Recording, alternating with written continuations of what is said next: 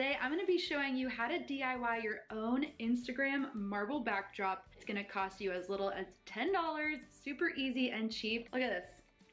Did I fool you? We're gonna fake it till we make it today, and let's go ahead and get right into the tutorial. The three things you'll need are marble contact paper. I got this off Amazon for $10, which I will link in the description box below. Next, you're gonna need a piece of cardboard that's nice and flat, and I prefer one that's sturdy, and also just a pair of scissors. Go ahead and take your contact paper, lay it across your cardboard. You wanna make sure it measures up nicely, and take your scissors and just go ahead and cut along the edges.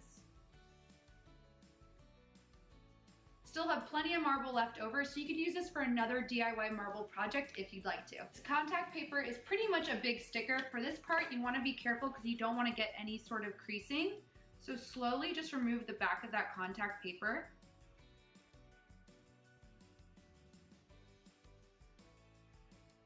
You're gonna wanna make sure the edges line up to the edge of the box, and start to smooth it out so there's no air bubbles underneath the contact paper in between that and the cardboard box.